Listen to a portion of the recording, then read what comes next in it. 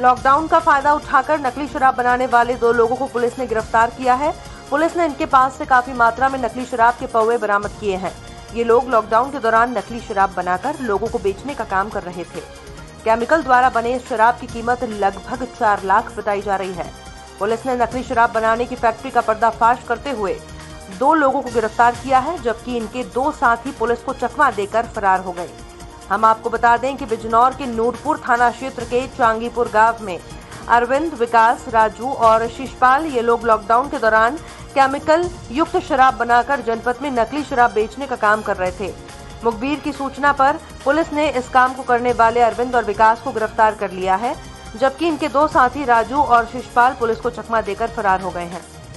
जिसे शराब बनाने वाले लोगों का पर्दाफाश किया है, कितने लोग गिरफ्तार किए गए हैं, कितनी शराब पकड़ी गई है? ये जनपद बिजनौर अंतर्गत थाना नूरपुर के एक स्थान पे, जहाँ पे बड़े पैमाने पर शादीलाल केमिकल्स जो शराब बनाती है, उसके खाली बूटने रैपर 40 पेटी इन लोगों ने शराब बनाई थी। उससे बड़े पैमाने उपकरण, तीव्रता मापक यंत्र आदि रखे हुए थे और ये लोग अवैध शराब तैयार करके सप्लाई करते थे। इसमें जो है हमारा स्वाट की टीम और स्थानीय थाना की टीम ने इनको पकड़ा है। आज गंगा दशहरा के दिन ग्राम अनिरुद्धपुर में आलिंगन फाउंडेशन आश्रम के द्वारा शरबत प्याऊ का कार्यक्रम किया गया। प्याऊ में लगभग 500 राहगीरों को शरबत पिलाया गया। प्याऊ के कार्यक्रम को सफल बनाने में विजय कुमार शर्मा, वैभव मिश्रा, अंशु मिश्रा, विपिन पाराशरी, राजेश पाराशरी आदि लोगों का सहयोग रहा।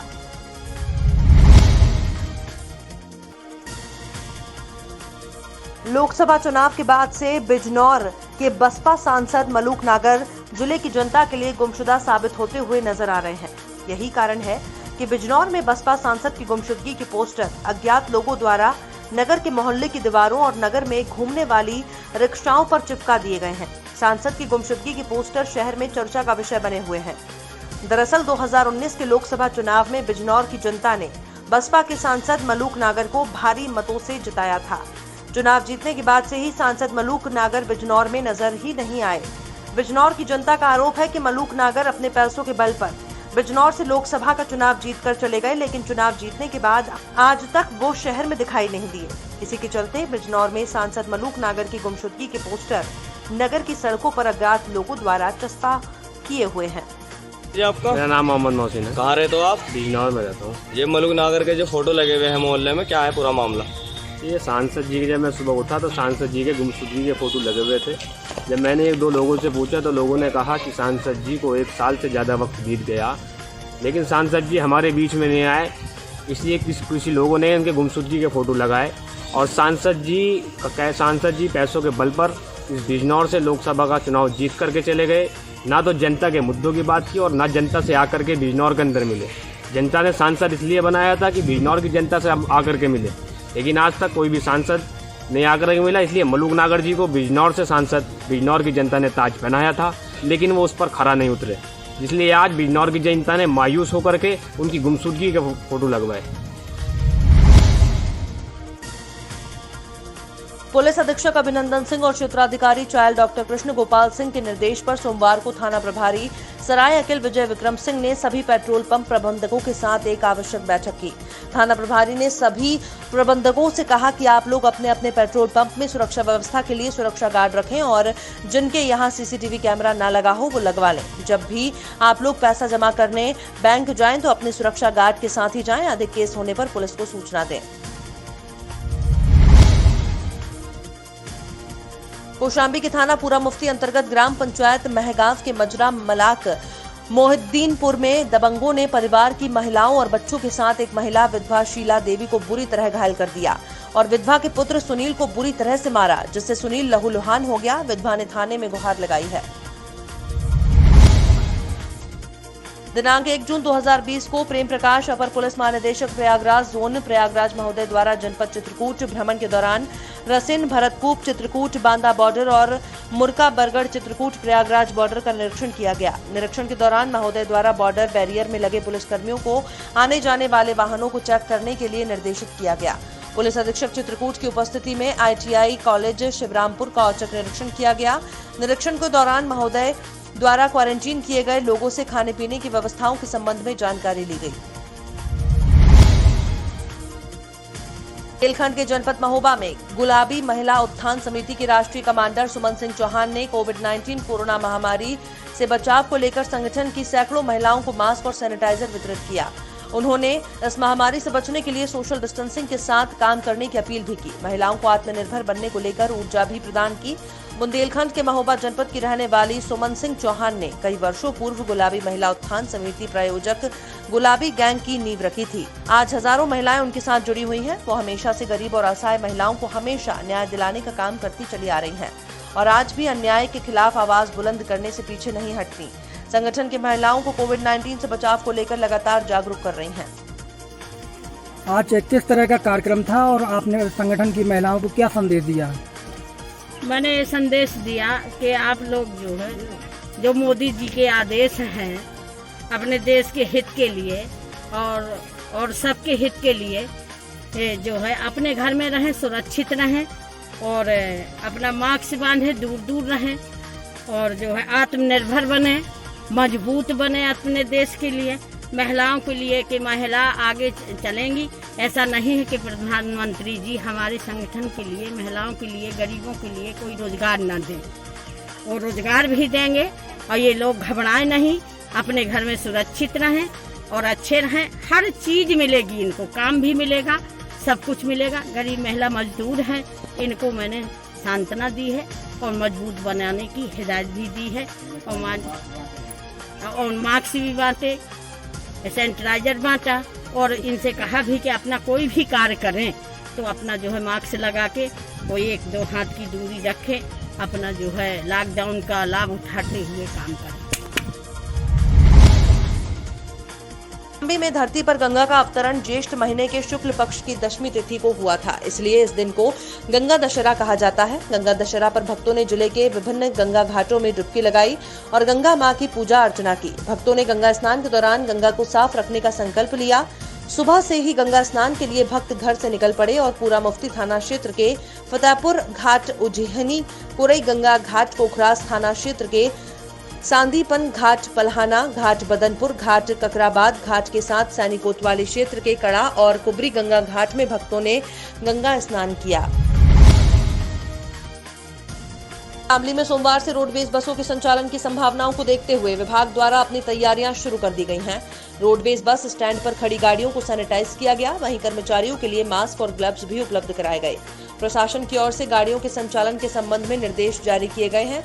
रोडवेज के अधिकारी और कर्मचारी पूरी तरह तैयार नजर आए, वहीं यात्रियों को पूर्ण तरीके से सैनिटाइज करके बस में यात्रा करने दी जा रही है। सहरसा जिले में 2 नए कोरोना पॉजिटिव मिलने से आंकड़ा 20 हो गया है। आपको बता दें कि अब जिले में एक्टिव केस की संख्या 20 है।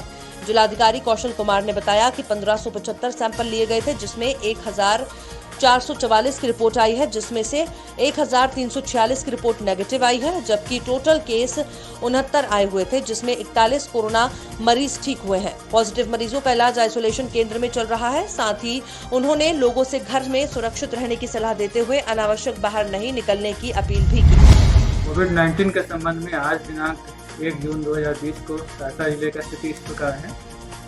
कल 2 और पॉजिटिव केसेज मिले हैं, जिसको हमारे क्वारंटाइन सेंटर में ही एडमिट थे, उनको शिफ्ट करके आइसोलेशन में भेज दिया गया है। इस प्रकार टोटल एक्टिव केसेज की संख्या जो कल तक 18 था, आज 20 हो गई है। अभी 1575 सैंपल लिया गया है, जिसमें कि 1444 का रिपोर्ट आया है, 1346 लोगों का नेगेटिव है, 131 केसेज अवेटिंग है, 69 पॉजिटिव थे, इसमें से 47 डिस्चार्ज हो गए थे और 2 अभी रेफर किया गया है। तो इनको हटाने के बाद टोटल एक्टिव केसेज की संख्या अभी हमारे जिला में 20 है। इसका इलाज कपूरी छात्रावास में चल रहा है। अभी जो स्ट्रेटजी हम लोग का है कि अभी हम लोग जितने भी लोग जो कैटेगरी बी स्टेट से डिस्ट्रिक्ट से आए हैं, जो होम क्वारंटाइन में हैं, या फिर कैटेगरी ए स्टेट से जो आए हैं, जो क्वारंटाइन अवधि पूरा करने के बाद घर पे जा रहे हैं, उनका हाउस टू हाउस सर्वे चल रहा है। हमारी हेल्थ विभाग की टीम उनका घर जाकर मॉनिटरिंग करेगी कि उनमें कोई सिम्टम्स तो नहीं है, और उन होम क्वारंटाइन में रहने वाले लोगों से 50 सैंपल रैंडमली कलेक्ट किया जा रहा है डेली, ताकि वहाँ भी कोई सिम्टम्स वगैरह मिले तो उसको हम लोग ट्रैक कर पाएँ। जनपद बहराइच के विकासखंड मेहीपुरवा के अंतर्गत ये मामला ग्राम पंचायत गुलरा और बक्सिहा का है, जहां पर बिजली की कोई भी व्यवस्था नहीं है। सूचना मिलने पर मौके पर जाकर गांव का निरीक्षण किया। ग्राम प्रधान ने बताया कि गांव में 2 साल से खंभे खड़े हैं, लेकिन अभी तक कोई तार नहीं खींचा गया और जहां तार खींचा भी गया है वहां अभी तक बिजली नहीं जली। और लोगों ने बताया कि गांव के बगल में एक जंगल है जिसमें शेर रहते हैं और गांव पर अटैक भी करते हैं। कभी जानवरों का शिकार करते हैं और कभी आदमी पर अटैक करते हैं। बिजली न होने के कारण लोगों को ये पता नहीं चलता कि शेर कब किस पर अटैक करेगा। और ग्राम प्रधान राम नरेश गौतम ने बताया कि हमने बहुत सारे कंप्लेन भी किए और जेई और उच्च अधिकारियों को प्रार्थना पत्र भी अवगत कराए और जेई के कमरे पर जाकर के वार्तालाप भी किया। फिर जेई ने बताया कि चलो अभी हो जाएगा, लेकिन अभी तक कुछ नहीं हुआ। आज तक विभाग का न लाइनमैन और जेई गांव पर आकर निरीक्षण किया और उच्च अधिकारियों को भी कंप्लेन की, लेकिन कोई कार्यवाही नहीं हुई। हाँ श्रीमान जी, आपका नाम क्या है? ग्राम से प्रधान प्रतिनिधि राम नरेश गौतम मेरा नाम है। ग्राम सभा कौन सा है? गुलरा। क्या समस्या है यहाँ पे? हमारे यहाँ समस्या बहुत सारी समस्याएं हैं। फिलहाल में बिजली विभाग को आप देख लीजिए, 2 साल से खंभे गड़े हुए हैं और इसके कहीं भी तार खींच गया है, बाकी तो ऐसे ही पड़ा हुआ है। कंप्लेन की कहीं पे? कई कंप्लेन भी किया गया, एक्सचेंज से भी बात किया गया, तो यही समझ दे रहे हैं कि बस हो जाएगा हो जाएगा। इससे कोई कार्रवाई नहीं हुई अभी तक तो फिलहाल नहीं हुई है। और किसी से कंप्लेन की? एक्सचेंज से मैंने कहा है और जय साहब को भी कहा है। जय साहब क्या बोले? जय साहब ने कहा बस तुरंत करवा दे रहे हैं, उनके कमरे से हट जाओ बस। कोई ये रही है कि आज आ जाएगी, और हमारे यहाँ लाइट बहुत जरूरी है जी, इसलिए कि हमारे गांव में शेर जो है बाउंड्री पे हम बसे हुए हैं, जंगल में वो गांव में घुस जाता है जी। कई लोगों को जो है वो बकरी और जानवर लेके गया है। इससे पिछले ठंडी में जो है अपना खेत रखा रहा था, उसको फिर आदमी को भी उठा के लेके गया जी। तो लाइट बहुत जरूरी हमारे यहाँ है, लाइट और सड़क। अधिकारी मनीष कुमार वर्मा और पुलिस अधीक्षक अभिनंदन सिंह ने अनलॉक 1 का जिले का भ्रमण कर जायजा लिया। उन्होंने कस्बे के बाहर टाउन एरिया का निरीक्षण किया और देखा कि मंजनपुर सिराथू के दुकानदार स्वयं नियमों का पालन कड़ाई से करवा रहे थे। सरकारी आपूर्ति की दुकान मधवा मई सिराथू का निरीक्षण किया और कोठीदार को निर्देशित किया कि सोशल डिस्टेंसिंग का पालन कराते हुए सैनिटाइजेशन की जाए। साथ ही आरोग्य सेतु ऐप डाउनलोड करें, सभी कार्ड धारकों को कराया जाए। भ्रमण के दौरान पीएचसी मंजनपुर में बने कोविड-19 L1 आइसोलेशन सेंटर का निरीक्षण करते हुए पैरामेडिकल स्टाफ को कार्य से संबंध में आवश्यक दिशा निर्देश दिए। विकास भवन मंजनपुर का निरीक्षण भी किया गया। घटना प्रयाग जिले के घूरपुर थाना क्षेत्र के बीकर गांव की है, जहां के रहने वाले समुंदर उर्फ लुल्लक निषाद उम्र 35 वर्ष पुत्र दशरथ निषाद लॉकडाउन के कारण रोजगार बंद होने की वजह से तंग आकर के खुद फांसी के फंदे पर झूल गए। वहीं बंद कमरे में फांसी लगाने के बाद मृतक का शव फांसी के फंदे पर 4 दिनों तक लटकता रहा, जबकि मृतक की बीवी कुछ दिन पहले ही बच्चों सहित मायके चली गई थी। घटना के बारे में पड़ोसियों को तब पता चला जब मृतक समुंदर निषाद के शव से दुर्गंध उठने लगी। तब पड़ोसियों ने बंद कमरे में झांककर देखा तो मृतक फांसी के फंदे पर लटक रहा था। ये किस तरह की घटना है, आप लोगों को कब मालूम चला? ये घटना हम लोगों को आज मालूम पड़ा। और जैसा गाँव में मतलब कि ये मुहा मुहे हुआ कि लोग फांसी लगा लिया तो सब गांव वालों को जो है तो पता चला, तो गांव वाले फिर धीरे धीरे देखने के लिए इकट्ठा हुए। तो जैसा कि ये कितने दिन पहले लोगों से मुलाकात इनकी हुई थी? लगभग यही 3-4 दिन पहले लोगों से मुलाकात हुई है, ऐसा ही सब लोग बताते हैं। क्या अनुमान है कितने दिन पहले ये फांसी लगाए हुए होंगे? अनुमान देखने पर यही लगता है कि 3-4 दिन पहले फांसी लगाया। तो जैसा कि 3-4 दिन पहले फांसी लगाया गया, क्या घर में कोई मौजूद था या इनके या नहीं था? नहीं, बीवी बच्चों को तो सबका भगा दिया है, कोई घर में रहता नहीं था, यही था और अपना जो है तो रहता था। तो क्या इनके परिवार में इनके भाई लोग यहीं रहते हैं या दूर रहते थे या उनको बगल में होते हैं? तो क्या ये लोग उनसे नहीं पड़ती थी या उनके घर नहीं आना जाना था? लगभग लगता है कि पट्टी नहीं थी। तो आज किस तरह से मालूम चला कि ये फांसी लगा लिए हैं, या कोई अंदेशा ये कोई देखने गया या कोई और बताया, कैसे क्या मालूम चला? गौहनिया बालू की गाड़ी लगती है, शायद कोई बेलचा लेने इसके घर गया था, इसलिए वो देखा होगा लड़का कि ये फांसी लगा लिया, और वही जो है तो हम सबको बताया, हल्ला किया, तब सब लोग जो है तो देखने आए। आपका नाम? हमारा नाम रामा सिंह निषाद। जो मृत हुए हैं इनका क्या नाम है? समंदर उर्फ लुल्लू। इनके पिताजी का? स्वर्गीय दशरथ। इनके बीवी बच्चे मायके रहते थे? हाँ। कितने बच्चे थे इनके? 4-5 बच्चे। 5 बच्चे। तो ये इनके बच्चे कितने साल तक के होंगे बड़े? 10 साल, 8 साल, 12 साल। लुल्लू की उम्र कितनी रही होगी? लगभग 35-40 के बीच में। क्या काम करते थे? अरे इनका काम तो यही बालू वाला काम था, और बालू इधर सरकार ने बंद करवा दिया और रोजगार सारे छिन गए। ये दारू शराब बनाता था और पीता था।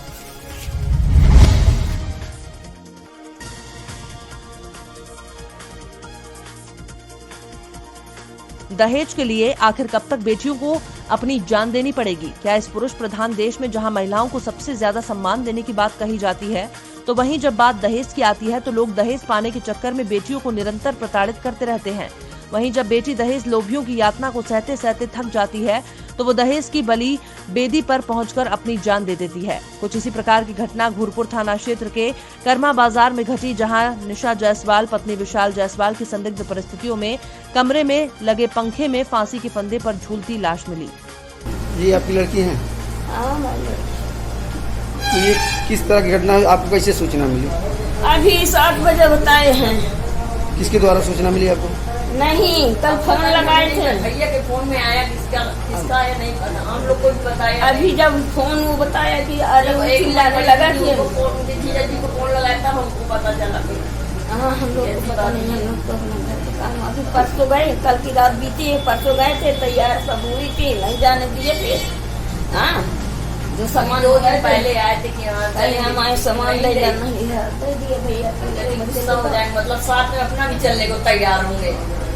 तो क्या लगता है आपको कि ये अपने से फांसी लगाई या कुछ? नहीं, ये अपने से लगावे नहीं है, अपने से लगाती तो बंद करती, अंदर से बंद करती है। तो ऐसे नहीं है कि अंदर से न बंद, बच्चे होते इस बच्चे को छोड़ते नहीं, इनकी लगाई फांसी है। वो हुआ चूड़ी पड़ी है, हुआ पहले झगड़ा हुआ होगा उधर, कोई बात भैया। हम लोग फोन लगाए, 7 बजे लगाए, 8 बजे लगाए, तब भी तक ये फोन काट दिया, नहीं बात कराया न बात किया। इसके लगे फोन लगा 2-4 दिन के पहले कहते था कि पैसा यस कह दो कि दे दें, और कहीं कि क्या मम्मी पैसा न देना। 8 महीने पहले हमसे पैसा लिए, 1000 ले चुके, 1 लाख रुपए दे दिया कि भैया अपना काम जो वो शुरू करें। तो क्या लगता है कि दहेज की वजह से ऐसे काम हुआ? अब दहेजे के लिए कि मांग करते हैं, अपने बाप महतारी से पैसा नहीं लिए, काम करने धंधा के लिए, खेती है बाड़ी है, सब कुछ बेच के करते हैं कि नहीं करते। एक है तो राजा बना है, सब सामान ढो ले गए, अभी परसा रही इस घर से पूरा सामान उठा के एक सामान ढो ले गए, जितने का सब हमारी किस्ती है, उसके लिए लड़ाई झगड़ा जो किया। अब उनके केस क्या होगा? कितने दिन पहले शादी हुई थी इनकी? 2016 फरवरी। क्या नाम है इनका?